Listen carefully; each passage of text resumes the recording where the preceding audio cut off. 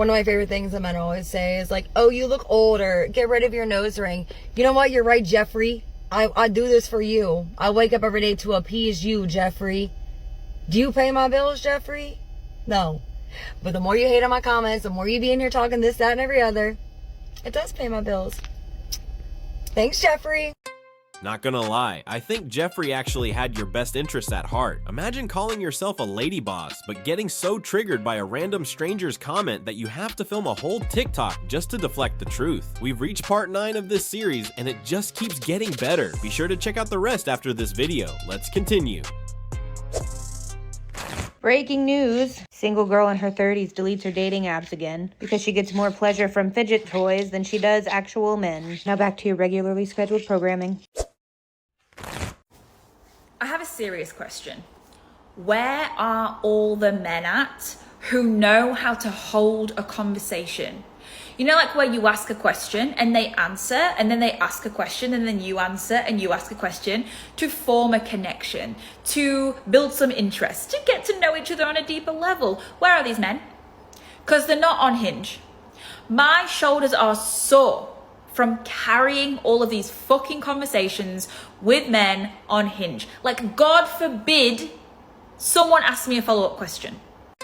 If he isn't asking you questions, it's because he doesn't care about the answers. You're matching with the top tier of men who have 50 other women in their inbox, and they don't need to interview you to get what they want. You think you're carrying the conversation, but really, you're just annoying a guy who's trying to put in the bare minimum effort to see if you're an easy lay. The men who would ask you 20 questions about your day are the ones you swiped left on because they were too short or too nice. Can we just all spare a thought for those single galleys that are currently in the online dating trenches?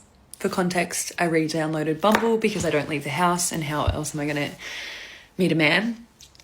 Saw a cute guy. Obviously on Bumble you have to make the first move. His prompt was ideal first date.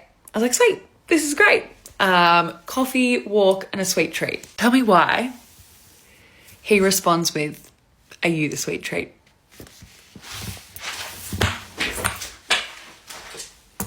Get me out of here. You're single because you have the sense of humor of a wet blanket. He made a harmless, playful joke to break the ice, and you acted like he just insulted your ancestors. If a top-tier Chad said that to you, you would have giggled and called him charming, but because you're addicted to finding the ick, you decided to be repulsed. You say you want a relationship, but you actively punish men for trying to flirt with you, so enjoy your coffee alone. I am just gonna come on here and bitch about dating again. So if you want to listen, stay. If you don't, keep scrolling. What the fuck? I am so fucking sick of it all. I have been single for just over 4 years, which is the longest I've ever been single for since I began dating. I've had plenty of, almost relationships and situationships where I thought it would actually gonna eventuate into a relationship, but then of course, lack of communication and ghosting, or their exes are back in the picture, or the exes were never really out of the picture. I just want to fucking say that the switch up is fucking insane, and I am so sick of living in a world where nobody wants to get to know anyone. Or they say they do. And oh, fuck.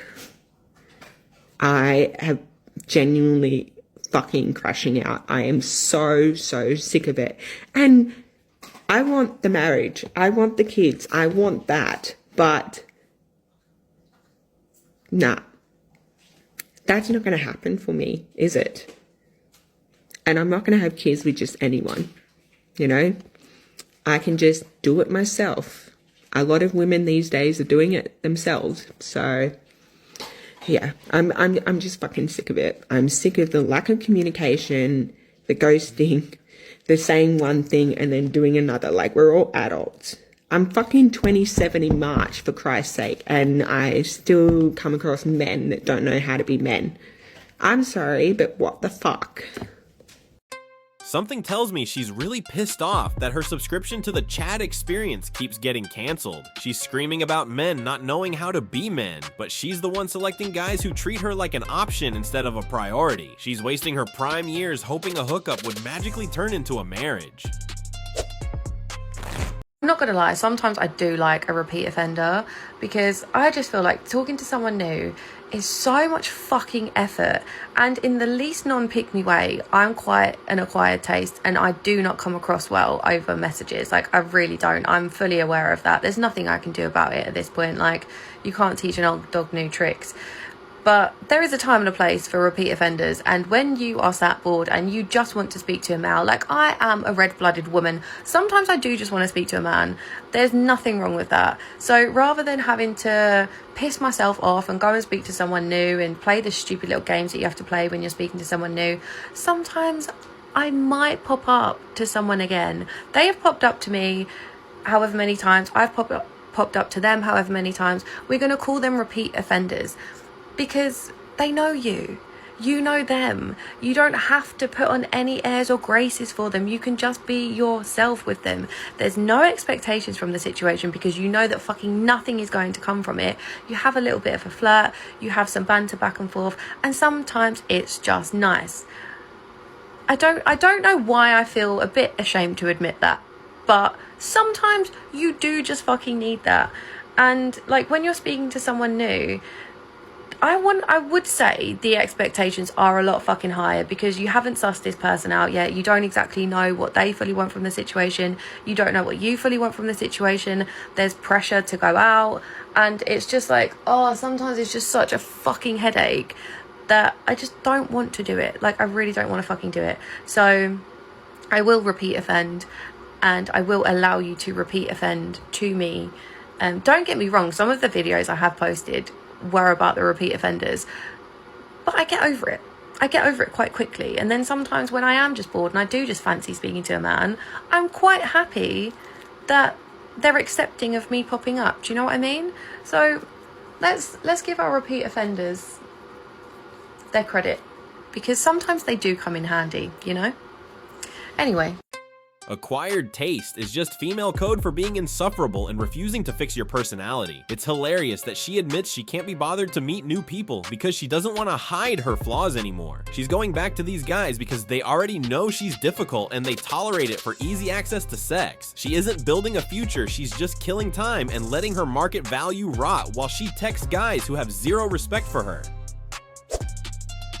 I'm back on the dating apps after getting divorced. Why is everyone hot but in a really concerning way? You're attractive, but I can tell you would ruin my nervous system. And also, why do all the men look like a hostage, a corporate LinkedIn headshot, or a shirtless photo? And why are they all holding fish or playing golf? Is the fish single? Did you meet the fish organically? Is the fish your emotional support animal? I swear every man on there is looking for something real, like a relationship or a situationship that emotionally devastates me but teaches me nothing. And also, everyone suddenly loves communication. You love being heard, and there is a difference. I saw a man write, drama-free. Babes, I was married. I have a child. And what's with the prompts? What do I even say? Emotionally evolved but still feral? Has trust issues but cute now? Anyway, I just wrote enjoys walks. There's one prompt that says when I need advice, I go to. And I literally wrote the first seagull that makes eye contact with me at the beach. The age range is so unhinged. Here's a 27-year-old who wants kids tomorrow, and here's a 48-year-old who doesn't believe in monogamy but respects it. And don't get me started on the voice notes. Why does your voice sound like a motivational podcast for men who fear intimacy? But honestly, being divorced is powerful on dating apps. Because now when a man says something unhinged, I don't spiral, I just whisper, oh, I have seen worse. So if you see me on Hinge, yes, I'm divorced, yes, I'm chaotic, and yes, I will absolutely out-communicate you. You mock the fish, but at least the fish doesn't come with alimony and a custody schedule. It's hilarious that you see a man asking for drama-free and immediately take offense. That's your conscience talking. You describe yourself as chaotic and feral like it's a flex. But to a high-value man, those are just warning signs to sprint in the other direction. You think your divorce makes you powerful, but really it just means you're entering the market with heavy baggage and judging men who are simply trying to enjoy their peaceful lives. Dating in 2025 is literally speaking to someone every single day for 2 to 3 weeks, literally opening up about your life, bonding with them, having FaceTimes with them, sending each other pictures, like investing in each other, having a date planned, and then like 24 hours before the date being ghosted. The problem is, you're so desperate that you're still taking dating apps too seriously. You spent weeks giving this guy the full girlfriend experience. FaceTimes, pictures, deep conversations, without him ever spending a dime. He didn't show up because he didn't have to. He already got all the validation he needed from you for free. You're treating a stranger on a screen like a soulmate, while he's just using you to kill time. I fear there's an epidemic much worse than the male loneliness epidemic, and it's one that appears to be growing, and I'm deeply concerned about it. And if you don't know me, I'm Claire, I'm divorced, I'm a single mom, and I'm navigating dating in my 40s while also dealing with the horrors of men. And the epidemic that I fear is getting worse and worse day by day, hour by hour, minute by minute, is the male selfie sending epidemic. Somebody needs to tell the men. I'm telling men, I'm telling you right now if you're listening to me, don't send selfies to women you have not met. They don't want them. And in fact, it gives you them the ick. It puts them off. It puts me off. Why are you sending me a selfie when I haven't met you in real life? If you're in the talking stages, do not ever send a selfie. Even if you look hot, even if you have the body of the most fittest gym bro in the world, it's not okay. We don't want to see it until we know you. Then it's okay. Maybe then once a day, maybe. Until then, it's a bit.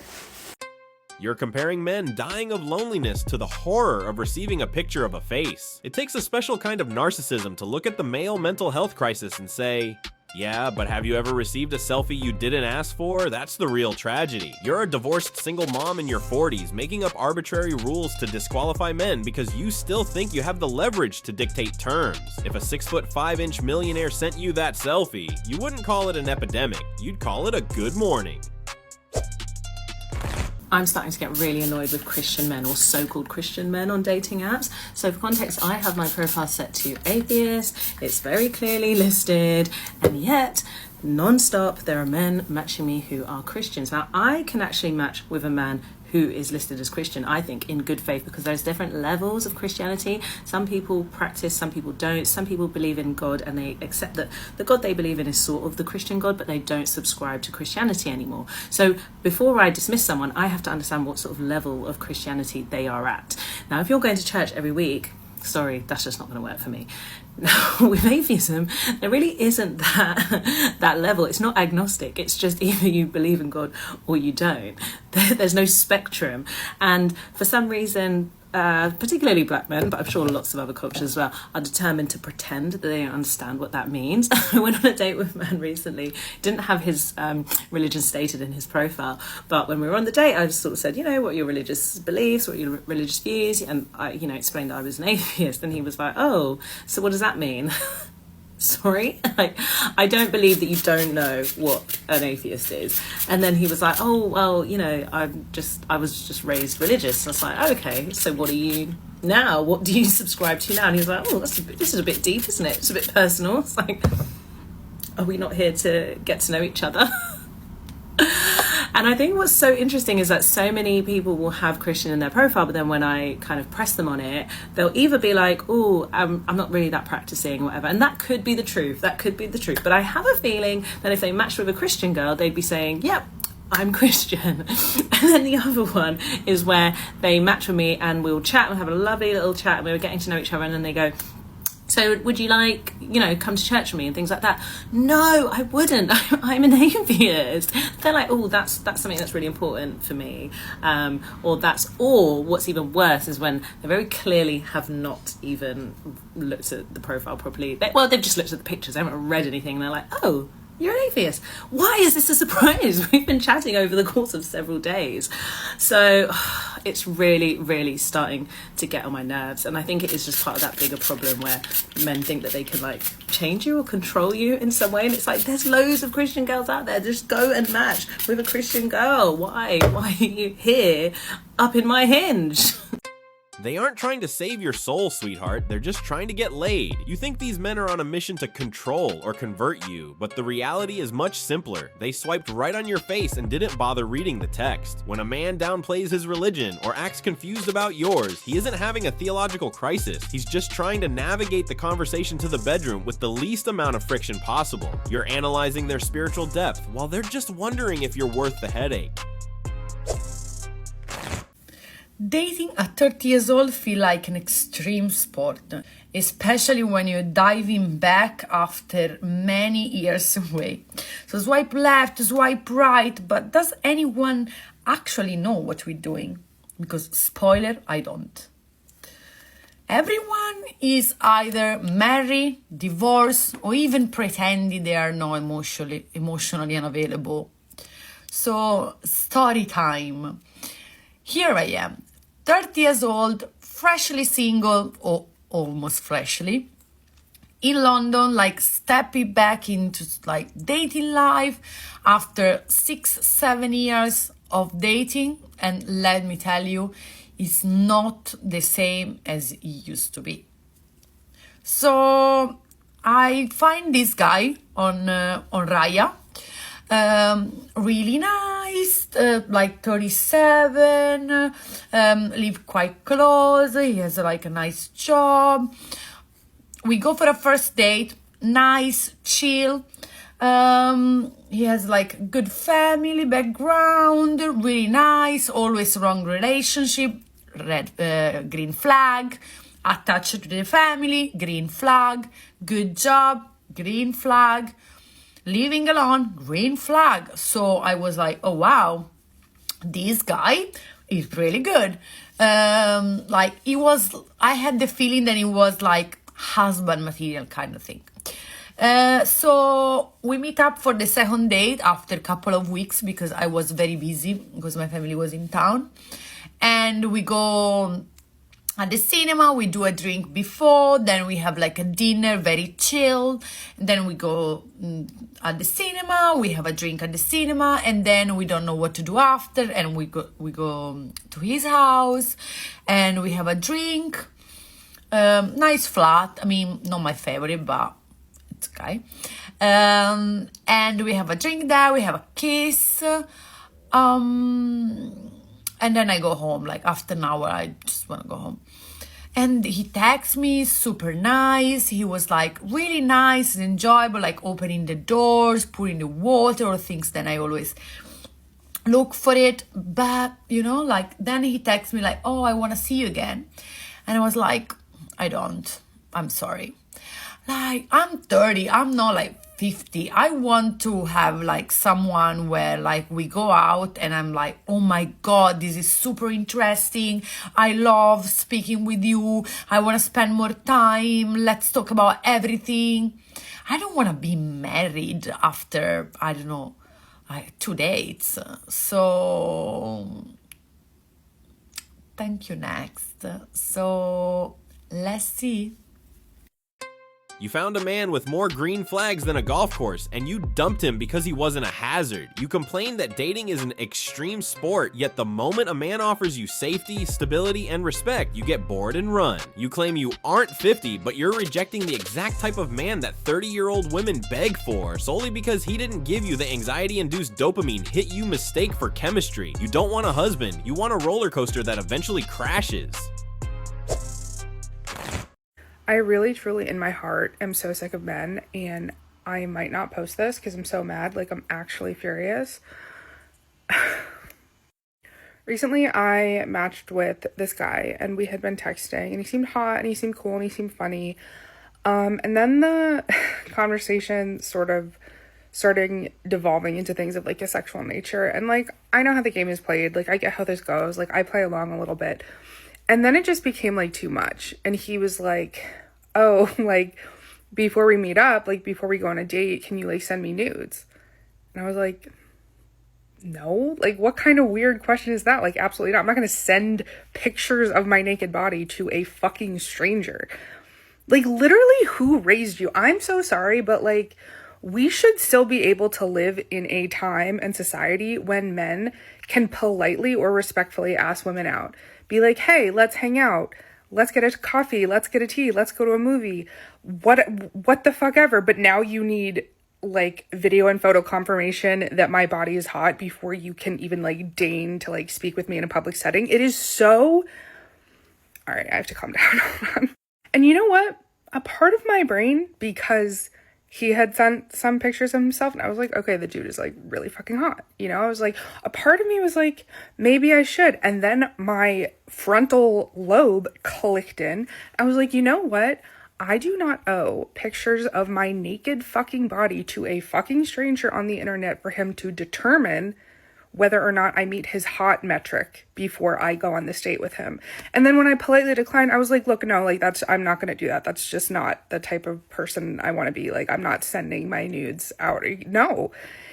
And he was like, oh, like, well, you must be a catfish. You must be a catfish. You must be a catfish. And so I said some snarky things back. I was like, okay, send me like photo confirmation of your height. Send me photo confirmation of your dick. Like, I started getting nasty. And then it just devolved into me yelling at him. I was like, who the fuck raised you? I'm going to send these messages to your mom.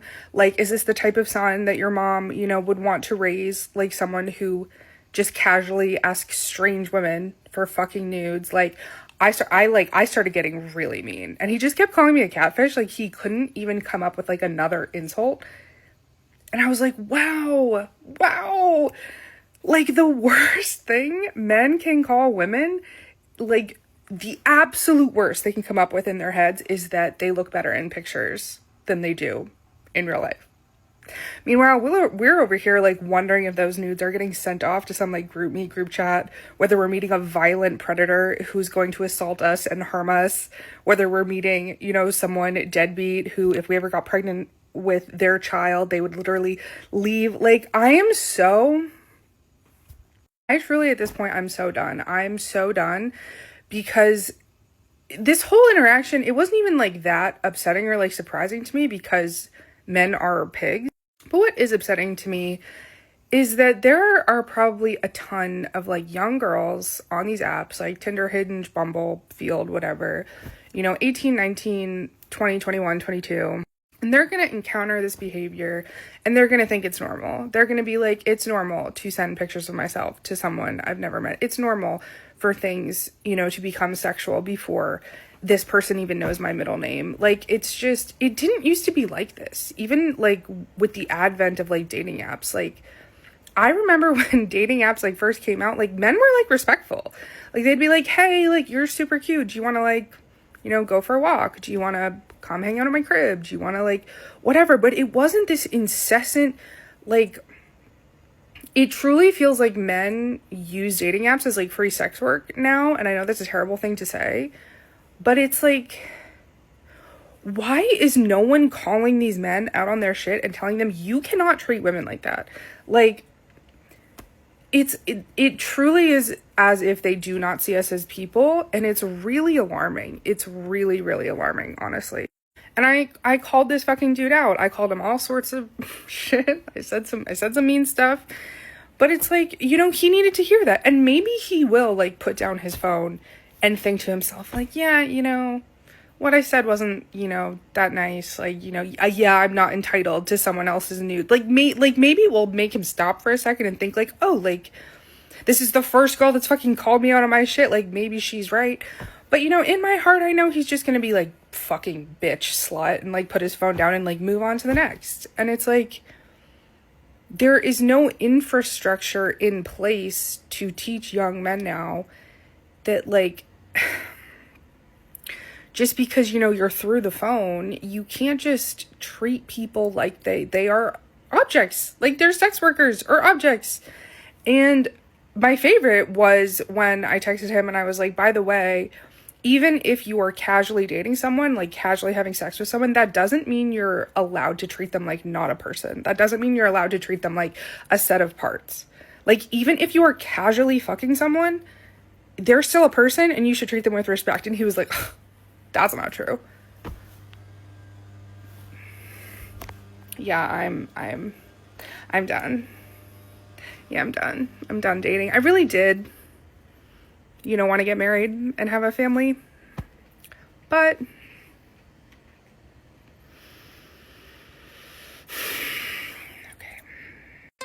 You admitted your boundaries disappear the second a guy is really fucking hot. You started this rant by admitting the conversation got sexual and you played along because you know how the game is played. You literally confessed that you debated sending him nudes just because his photos were top tier. That hesitation right there, that is the problem. You aren't mad at the culture, you're mad that you almost sent a naked audition tape to a guy who wouldn't even buy you a coffee. You're screaming that men act like pigs, but you're ignoring why they do it. High value men, the ones you admit are really fucking hot, ask for nudes up front because they can. They have an endless supply of women who will send them. You aren't mad that he asked, you're mad that you realized you aren't special enough to bypass the body check. And the funniest part is you thinking that screaming at him taught him a lesson. It didn't. He laughed, called you a catfish to get a rise out of you, which worked perfectly by the way, and then swiped right on the next girl who sent him exactly what he wanted 5 minutes later. You complained that apps are free sex work, but you're the one clocking in for a shift, hoping that if you perform well enough, he might actually take you to dinner. He treated you like an object because you stripped away your own dignity the moment you decided to play along just because he had abs. So I've arrived back in Cork, home sweet home, for a weekend only, and my parents were like, while you're back home, you should try and go on a date, because obviously they're desperately wanting me to move back and hoping that I'll find an Irishman, which I do. I'm trying to find an Irishman. So anyway, went through all these different matches and was chatting to a guy. We arranged to meet last night, and then last night came. 8 o'clock came and he just didn't acknowledge the fact that we were even meeting up. At 8:30, he addressed that he wouldn't be good company and that he couldn't meet up and could we reschedule. Obviously, that's not going to happen because I'm going away. And if it's taken him that long to tell me that he didn't want to meet up with me at 8:20, that's not really a good sign, is it? So that one's done. Then there was another guy, West Cork, messaging him, seemed like grand chat. Then I was like, let's cut to the chase and try and organise drinks. No rep. And then, let me just tell you, there is men a lot older than me. A lot.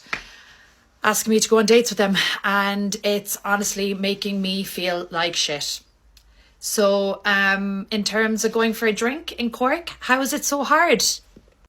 I would like to think that there's like some really fit, normal, nice guys out there, Irish guys, that would want to go on a date. But you know what? I'm convinced that all the fit ones are taken, gay, or deceased, as Sabrina Carpenter actually says in her tracks.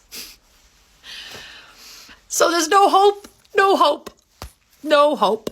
And all I want is a creamy Guinness, just one.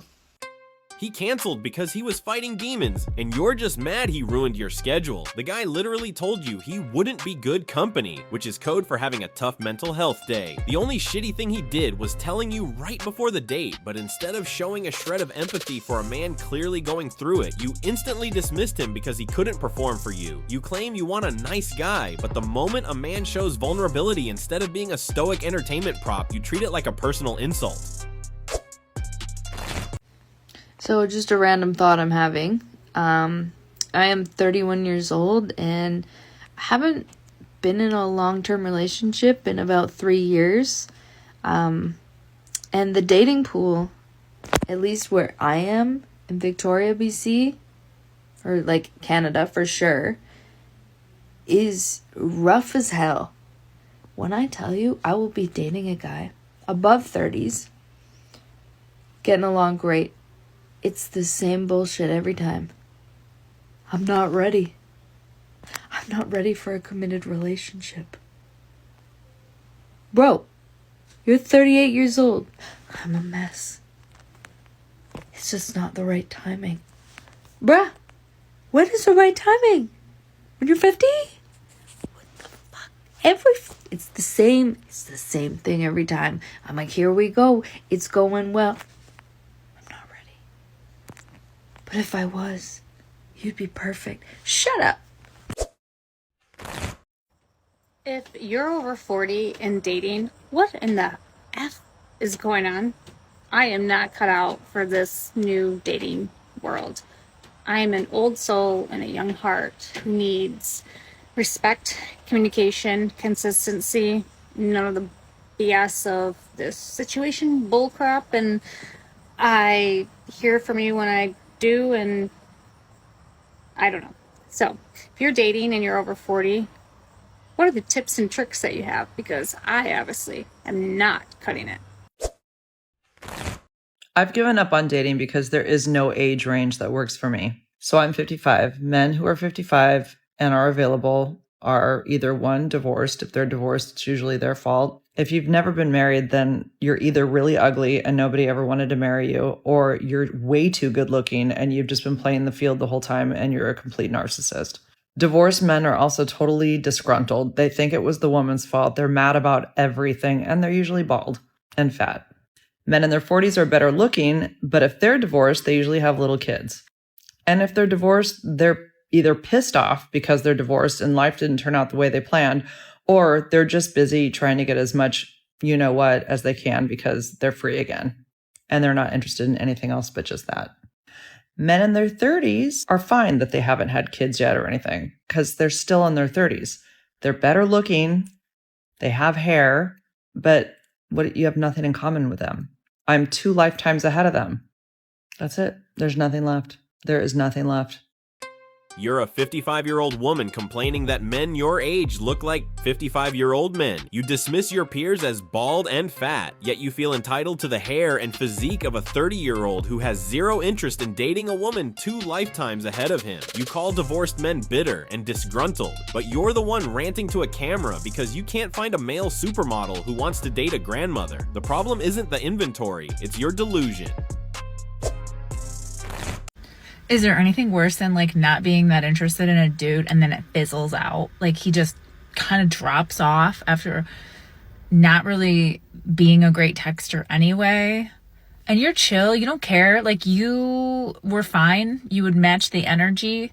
Maybe I pulled it back a little bit because I'd be flirty and then he wouldn't. But like, I don't know if he ever was flirty. I think like sexual innuendo was the only way this person knew how to flirt. And then he's going to fizzle and he's going to pull back. Like that's so annoying to me. Cause like I should have done that. I should have just been like, I don't think it's a match. Cause I didn't. You know what I mean? It's not like a hurt thing. It's just the ego thing. I don't like the fizzle. Cause I don't like gray areas. You're not mad he left. You're mad you didn't get to fire him first. It kills your ego that even the guy you claim to have no interest in decided you weren't worth the effort. You didn't want a relationship with him. You wanted the power trip of rejecting him to validate your own desirability. You can't stand that he walked away because it proves that you aren't the prize you think you are, even to a guy you don't like. Okay, I'm done feeling like a psychopath. I date, people talk to me for like a day or two. If I don't meet up with them, the conversation ends. I had to give my dog permission to come on the bed. I'm trying to clean and set up. I'm a hopeless romantic and I just keep trying and trying. I think, okay, I find somebody I'm remotely interested in and it doesn't ever go the way I want it to. I mean, sometimes it's me. I'm just like, but I'm starting to feel like maybe I am the fucking problem. Maybe I'm a fucking psychopath. And that's why I'm just not finding anybody. And I don't know, am I too clingy? Am I too much of a personality? I don't know, and I'm tired of hearing, oh, you're gonna find the guy when you're not looking. Fuck that shit. I don't go nowhere, Karen. I go to work, to Starbucks drive-thru, and home. So where the fuck am I gonna meet him? I don't know. Okay, sorry for the F-bombs, but like, yeah, men, what the hell is going on? Am I crazy? I give up. Like, really. You aren't a hopeless romantic, you're a hermit with a Starbucks addiction. You admit you never leave your house, yet you're angry that your future husband hasn't broken into your living room to sweep you off your feet. Men stop talking to you after 2 days because they realize you're just looking for a digital pen pal, not a date. You're not a psychopath, you're just lazy, and no high-value man is gonna hunt you down in a drive-thru line. So I just unmatched a guy from Hinge because he didn't ask me a single question. We were on the phone. I think I'm going to start this. Phone calls. beautiful, wonderful, so awesome. But anything that we talked about, he was the best at it. He's emotionally intelligent. He's really good at fitness. He loves his kids. He's really good. He's telling me how to parent. I have 3 kids. He's telling me, you know, how to do a 7-day on, 7-day off schedule. It's the best. And he looks like he's in his 20s. He's 43. Sometimes he's like, oh my God, I probably don't even have to work out. And he said, I'm really picky. I don't match with a lot of people. I'm really picky. Maybe it's because my mom was so beautiful. He didn't ask me a single question. He probably has no idea anything about me. And he was saying, like, sure, looks are good, but what's after that? I'm like, how would you even know anything about me? He didn't ask anything about me. Okay, I've been on dating apps for 4 days now, and I'm about to go on my second meetup with somebody. And he seems lovely, but we'll see. You never know until you're in person. But honestly, I think I'm just over this already. I know I came in like super hot, like, let's do this, live life. We only get X amount of years left, but it's exhausting talking to people on dating apps, especially people you don't know, you know? I'm sure there's a strategy behind all this somehow, but I don't know what it is. So if you have any words of wisdom to push through this, let me know. I'd appreciate it. 4 days isn't a dating journey, it's barely a long weekend. She has secured 2 dates in less than a week and is already claiming burnout like she's been in the trenches for a decade. The strategy she is looking for is called patience. But clearly, she expects a husband to be delivered via Prime shipping, so she can skip the exhausting part of actually getting to know someone. Online dating in your 50s. The raw. They're coming straight from my mouth. My mouth. And Lisa's, Lisa, it's coming from her mouth too, but mainly mine because I'm the one that's been through the recent bullshit is what I would say it is. The last, we can't use names. We're not saying people's names. We know who they are. We've talked about them on we need multiple. To use some kind of code because I'm not going to know who you're talking about. Well, so one of them that I was online talking, lovely, lovely man. Well, I assumed he was a lovely, lovely man. And, yeah, look, he was an imposter. He was an imposter. He was... Scammer. He was a scammer. He was a full scammer. He lured me in. From... Yeah, just telling me all the wonderful things that you want to hear, of course. Never spoke about sex, though. Surprise, surprise. Because most of them, that's what all they talk about. But anyway, no, he did not. He did not speak to me about anything like that. I've been talking to him since October. And once I got my friend involved, Lisa, put me straight and realised that Mr. was a scammer. Yeah. I mean, there were red flags. Calling you dear. no, right, man. Calls me dear. I'll actually tell you one thing that he did say, though, and that was he did ask me what I had for dinner, as you do. And I told him that I had sausages in bread. It was a nice, quick, easy meal. He said back, oh, that's very simple and easy. What did you dress it up with? Red flag number 2. What did I dress it up with? What on earth were I going to dress it up with? Sauces and onion and cheese? Like, come on. Who says that? Who actually... What man says... None. No man says, what did you dress that up with? Not even a chef. No. So, boom, boom. Anyway, called him out and goodbye, delete and block. Next. Yeah, look, a few others. I've had some lovely conversations on just rubbish, really. If you are trying to date in your 50s, please don't. Do not. And please just put a comment in. If you've got stories to tell, please leave them with me. I have plenty of other stories, so tune in because It only gets better from here. it only gets, well, I don't know whether it gets better. That's it the gets thing. better, and it also goes downhill. Yeah, well, I was just reading, I'll just let you know about one thing that I was just reading before. And that I was just looking on one of the sites, and the man said in his bio, I'm very good with my tongue. Now, why? Oh, I guess he can chew.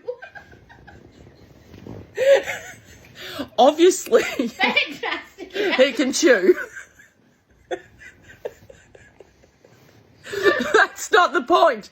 The fact is, why would you write in your actual bio, the first thing that we read, Yeah. I'm very good with my tongue. Cunnilingus. I'm 53, and there is no way I give a shit about the fact that you're good with your tongue. If you're good with your tongue, you will use it with me in the right time, not online. Sorry. As for any of the other rubbish that is written on their bios, oh my God, I really don't care what high school you went to. I don't care whether you got a degree or what you've got. I want to have a real conversation with real people. How else am I supposed to meet people? Yeah. I don't go to pubs. No. And what about when somebody says that they're not a drinker, but yet their photo has got a row of alcoholic beverages right across the front of them while they're sitting at the pub? Go figure. I do not know. And those that go to the gym, good for you. That is great. I don't. I don't go to the gym, but I am starting on Monday. So we'll see how that goes. But still, the thing is, I don't go to the gym. I've never been to the gym. I just take care of myself, I suppose. Well, if you want to say that. If you call eating junk food 24/7. Yeah. All about balance. Yeah, and look, and as for the guys of our age, yeah, look, I'm sorry, but they're just not pretty. They're not that pretty. I think men age a lot. In our age, we want the young ones because they look better.